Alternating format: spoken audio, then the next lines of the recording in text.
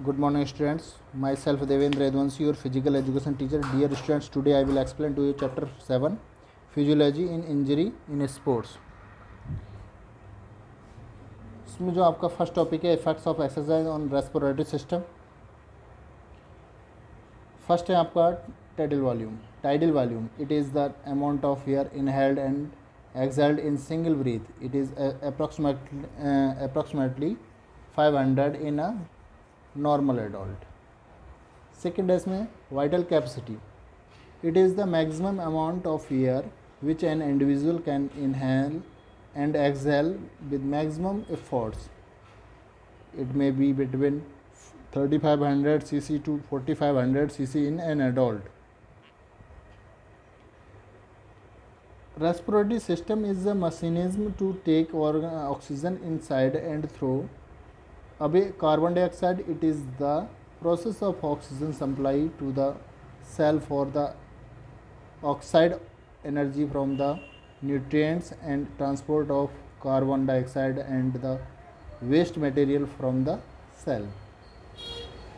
Organ of respiratory systems. Organ क्या होते हैं इसके? नोज़ है, फेरिक्स है, ट्रैकिया है, ब्रोंची है, ब्रोंचोल्ड है और लंग्स हैं। ये आपके क्या हैं? ऑर्गन हैं रेस्पिरेटरी सिस्टम के।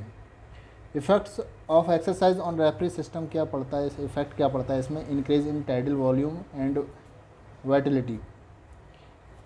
जो टाइडल वॉल्यूम है वो हमारा कैसा हो जाता है? इंक्रीज़ हो जाता है, बढ़ जाता है विद रेगुलर एक्सरसाइज। हम जब रेगुलर एक्सरसाइज करते हैं the tidal volume and vital capacity of lungs is increased and the chest expression also improves.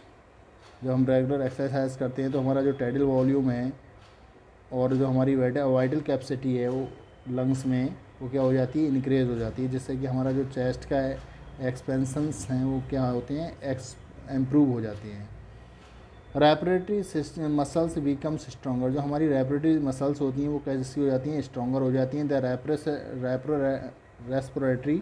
Respiratory muscles become strong to work maximum and for a longer duration with more efficiency. Third है आपका expression of chest. Regular expansion of chest. Regular exercise result more expansion of chest, by which there is an increase in vital capacity and tidal volume. Fourth है आपका increase in number of alveoli. There is increase in the number of function alveoli which helps to purify blood. Thus is the efficiency of respiratory system improve. Regular trainings activities passive alveolus. Fifth है आपका efficient respiratory system. The alveoli function become faster, thus more oxygen reaches the body for energy protection, which improves the working capacity. Six है आपका increase in aerobic endurance. जो हमारे aerobic endurance होते हैं वो हमारे इंक्रीज हो जाते हैं जब हम एक्सरसाइज करते हैं। As more oxygen supply causes less lactic acid production, therefore fatigue is delayed and endurance improves. हमारे जो इंडोरेंस होते हैं वो कैसे हो जाते हैं? इम्प्रूव हो जाते हैं। और लैक्टिक एसिड जो होता है वो कम प्रोड्यूस होता है जब हमारी ऑक्सीजन ज़्यादा सप्लाई होती है। Faster removal of carbon dioxide. There is faster removal of CO2 from body. हमारी CO2 बॉडी से जो CO2 है वो बहुत जल्दी बाहर निकल जाती है। Improve metabolism. हमारा जो मेटाबॉलिज्म है वो कैसा हो जाता है? इम्प्रूव हो जाता है। नाइन्थ है आपका मेंटेनेंस ऑफ वाटर बैलेंस। और जो हमारे वाटर बैलेंस है हमारी बॉडी के अंदर वो कैसा रहता है? हमारा वो उसको मेंटेन करती रहती है हम जो एक्सरसाइज करते हैं। टेंथ है आपका resistance power of immunity and two of blood increase. और रेसिस्टेंस मतलब जो हमारी ब्लड इम्यूनिटी है जो ब्लड की वो और जो रेसिस्टेंस पावर है वो क्या हो जाती है, इंक्रीज हो जाती है जब हम एक्सरसाइज करते हैं. Avoid second wind. Sometimes a well experienced endurance athletes does not feel it in his causes course of activity. Residual volume increase. जो हमारा रेजिडुअल वॉल्यूम होता है वो हमारा इंक्रीज हो जाता है. Residual air is that amount of air which is left in the lungs after acceleration. Lung them endurance training increase the blood flow in lungs by making passive alveoli active. As a result, more air remains trapped in lungs after exhalation. Vital capacity increases. जो हमारी vital capacity होती है वो increase हो जाती है. In normal adult vital capacity is from 3500 cc to 4500 cc which resist up to.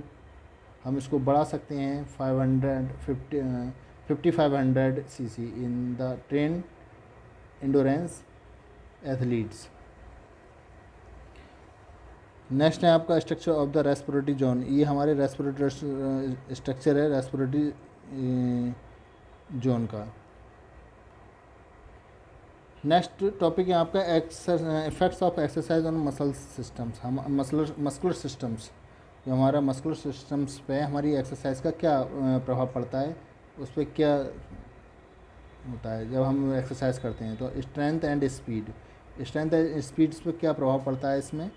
Regular exercise help to increase the strength and speed of the muscles. जो हमारी मसल्स हैं उनको जो स्ट्रेंथ और स्पीड है क्या हो जाती है, इंक्रीज हो जाती है, बढ़ जाती है. When we perform exercise regularly. जब हम रेगुलर एक्सरसाइज परफॉर्म करते हैं, strength of the individual muscles fibres and is contraction improves which ultimately enhance the strength and speed of the muscles. Second है आपका रिड्यूस एक्स्ट्रा फैट. जो हमारा extra fat होता है बॉडी में उसको क्या करता है, ये रिड्यूस कर देता है एक्सरसाइज. नेक्स्ट है आपका रिएक्शन टाइम. जो रिएक्शन टाइम होता है वो बहुत ज़्यादा सही हो जाता है. When we perform exercise regularly muscles tone improve which helps to reduce the contraction time as well as it improves the reaction time. Fourth है आपका एनर्जी सप्लाई टू मसल्स. जो ये हम जो एक्सरसाइज करते हैं तो ये जो एनर्जी होती है वो सप्लाई हो जाती है हमारी मसल्स में due to long training period. The size of mitochondria increase which improves the energy supply to the muscles. The other source like ATP muscles glycogen and creatine phosphate also provide energy to the muscles in our body. Muscle hypertrophy. जो हमारी hypertrophy है when individual take part in various physical activity. ये individual का जो हमारी विभिन्न तरीके की फिजिकल एक्टिविटी करते हैं रेगुलरिटी में उसका है. Then its shape and size improves. जो हमारा मसल्स के द्वारा हमारा जो बॉडी का शेप और साइज है वो अच्छा हो जाता है, इम्प्रूव हो जाता है. The cross section area of muscles also improves strength. 6 है आपका फॉर्मेशन ऑफ मोर कैपिलरीज. हमारी जो कैपिलरीज होती हैं उनका फॉर्मेशन हो जाता है by during exercise regularly. The number of capillaries in the muscles increase so that during their working is contraction muscles get a sufficient amount of O2 and blood and thus the muscles gets more red in colours. Next है आपका 7th delays फैटिक. जो हमारी फैटिक होती है, जो मोटापा होता है वो हमारी एक्सरसाइज के अकॉर्डिंग टू एक्सरसाइज जब हम रेगुलर एक्सरसाइज करते हैं तो हमारा वो कम हो जाता है, ख़त्म हो जाता है. Regular exercise help in dealing the onset of fatigue. The students feel fatigue because of formation of CO2 lactic acid and acid phosphate during activity. When we perform exercise regularity then in our body accumulation of all these chemicals becomes less and the sometime body develops resistance against these chemicals which helps us to delay the fatigue. एर्थ है makes respiration easy and effective, जो हमारा respiration है उसको आसान और effective बनाता है जब हम एक्सरसाइज करते हैं। तो physical exercise bring about and increase the expansion of the muscles of chest then making respiration easy and effective. 9th है आपका coordination between groups of muscles. ये जब हम एक्सरसाइज करते हैं तो हमारा जो कोऑर्डिनेशन है मसल्स का वो बहुत अच्छा हो जाता है। Physical exercise ensure coordination between different groups of muscles and the muscles begin to act the union. If there is no coordination among muscles or there is a lack of it, it becomes different or impossible to perform some actions. 10th है आपका increase in the neuromuscular coordination. जब हम exercise करते हैं तो हमारा क्या हो जाता है, जो न्यूरोमस्कुलर कोऑर्डिनेशन है वो इंक्रीज हो जाता है। Exercise increase the neuromuscular coordination. For example, when a player make a kick, the rival player succeed in stopping the kick by bending this body the moment the kick is taken. Through the kick is taken in a twinkling of an eye, the rival player is able to stop it because of this proper neuromuscular coordination.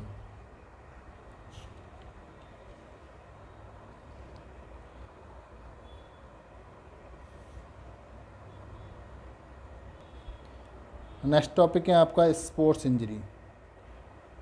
Today each nation is behind the race of how achieve more medals in international competition, which can be possible if we maintain the physical fitness of a sports person by preventing the sports injury. It is clear that to maintain the physical fitness level of a sports person, the knowledge of treating and preventing sports related injury needed very widely through sports medicine, also known as branch of medicine, and specialize in the treatment and prevention of injury. Sports injury refer to the kinds of injury that occurs during sport or exercise. Some are from accident, other can result from poor training practice or improved gear. Some people get injured when they are not in proper condition, not warming up or stretching enough before you play or exercise can also lead to injury. जो हमारी sports injury है, sports injury occur during exercise on participating in sports. जब हम किसी उसमें participate करते हैं किसी स्पोर्ट्स में, children are particularly to risk to these types of injury. बहुत टाइप्स की जो इंजरी हो जाती हैं उसमें, what adult can get them to have not been regularly active, do not warm up properly before exercise, play contact sports. जो अब sports में पहुंच जाते हैं लेकिन कभी क्या होता है, रेगुलर प्रैक्टिस नहीं करते हैं, रेगुलर एक्टिव नहीं रहते हैं और एक्सरसाइज करने से पहले वार्म अप नहीं होते हैं, तो हमारी इंजरी होने के ज़्यादा चांसेस हो जाते हैं। प्ले कॉन्टैक्ट स्पोर्ट्स, और जो हमारे स्पोर्ट्स हैं, गेम हैं, उसको कॉन्टैक्ट नहीं करते हैं तो इंजरी होने के ज़्यादा चांसेस हो जाते हैं। क्लासिफिकेशन ऑफ इंजरी दो प्रकार की होती हैं, एक आपका सॉफ्ट टिश्यू इंजरी और एक दूसरी होती है bone and joint injury. Causes, prevention and treatment. तो नेक्स्ट है आपका कॉजेज ऑफ स्पोर्ट्स इंजरी। इसके क्या कारण है इंजरी के? Improper warming up. जब हम वार्मिंग अप प्रॉपर तरीके से नहीं कर पाते हैं तो हमें स्पोर्ट्स इंजरी होती है। इम्प्रॉपर कंडीनिंग जब हमारा प्रॉपर कंडीशनिंग नहीं होता कि तब भी हमें स्पोर्ट्स इंजरी हो जाती है। अनसाइंटिफिक वे ऑफ ट्रेनिंग, हम साइंटिफिक तरीके से ट्रेनिंग नहीं कर पाते हैं तब भी हमें स्पोर्ट्स इंजरी होने के चांसेस होते हैं। लैक ऑफ फिटनेस, इससे भी क्या होता है कि हमारी स्पोर्ट्स इंजरी होने के चांसेस बने रहते हैं।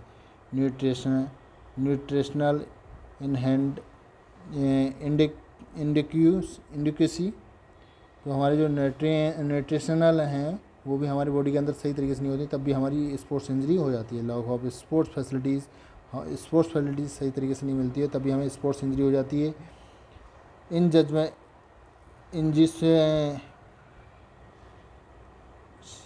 इंजूशियस ऑफिशिएटिंग, इससे भी हमारी जो कॉजेज़ है वो इंजरी होने का कॉजेज़ है।